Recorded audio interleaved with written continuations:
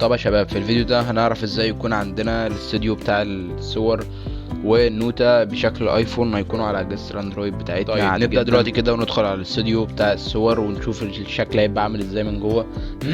طبعا ديت كل الصور اللي موجودة، بس انا حاطط عليها افكت بحيث انها ما تظهرش ان في صور برايفت وكده.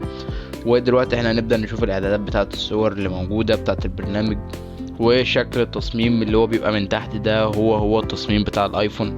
وهنا الصور من شهر والصور من يوم، وهنا كل الصور وطبعا كل الفيديوهات. وهنا طبعا يجيب لك كل الصور وعددهم. عندك مثلا هنا 2437 صورة و306 فيديو.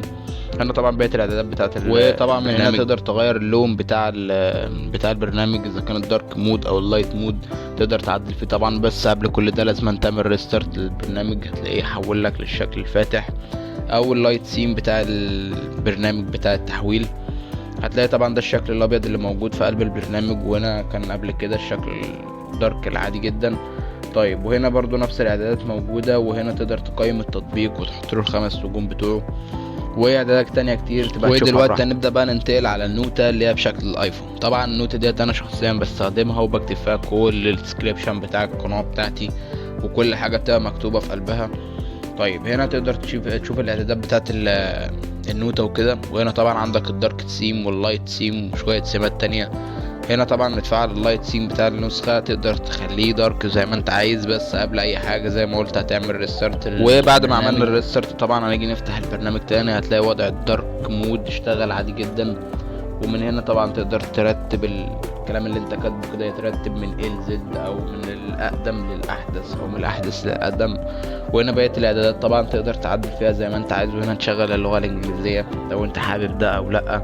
وقبل كل ده طبعا لازم تعمل ابديت او تراستر بتاع البرنامج تاني، بحيث ان هو يشتغل معاك بكل سلاسة وما يبقاش فيه اي تهنيج او اي تقل، وكمان يطبق التحديث يعني ده يكون. ومن هنا طبعا تقدر تشوف بقية الاعدادات، يعني في اعدادات كتير جدا تقدر تترجمها وتشوفها وتعمل اللي انت عايزه فيها. طيب لو جينا نجرب ان احنا نفتح نوتة جديدة ونشوف شكل الكلام من جوه يبقى عامل ازاي. لو جينا نضغط فوق في العنوان كده هتلاقي ان ده العنوان اللي انت تقدر تكتب فيه، وبيكون الخط بتاعه تقيل شوية. وطبعا تحت بيكون الوصف بتاع الكلام اللي انت ناوي انت تكتبه، بيكون الكلام طبعا ارفع شوية وتقدر تكتب فيه اللي انت عايزه. وكمان بيقبل اختصارات، وبيقبل ان انت تحط ايموجي، وكل ايموجي بتبقى متفعلة جواه. والنوتة ما بتهنكش، يعني تقدر تكتب منها لغاية 64,000 كلمة مفيش اي مشاكل. والدنيا شغالة جدا في قلب النوتة. وده الكيبورد طبعا انا كنت نزلت عنه شرح، هتلاقي الفيديو بتاعه في الوصف بتاع الفيديو تقدر تشوفه. وده كان بالنسبة للكتابة بتاعة البرنامج بتاع النوتة، تقدر تكتب فيه كل اللي انت عايزه. طيب لو جينا هنا نقدر نرسم طبعا، ونرسم خطوط بايدينا، تكتب كل برضو اللي انت عايزه، او تكتب وترسم كل اللي انت عاوز ترسمه زي ما انت شايف بالشكل اللي قدامك ده. ومن هنا طبعا تقدر تغير الالوان، تختار اللون اللي يريحك وتكتب الكلام اللي انت حابب اللي انت تكتبه. او لو وقت الزهق او الفضا تقعد تكتب بقى وترسم وتعمل كل الكلام ده.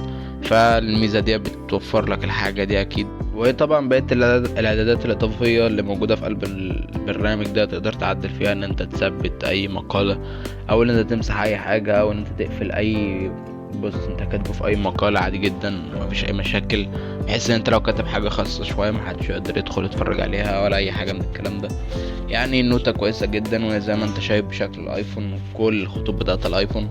وكمان لو جربنا نكتب فيها باي ايموجي هتلاقي الايموجي شغال فيها وبدون اي مشاكل. وبس كده يا صاحبي، هتلاقي اللينك بتاع التحميل بتاع النوتة او معرض الصور في الوصف بتاع الفيديو، او في الكومنت المثبت هتلاقيهم الاتنين موجودين وبرابط مباشرة. وبس كده، سلام.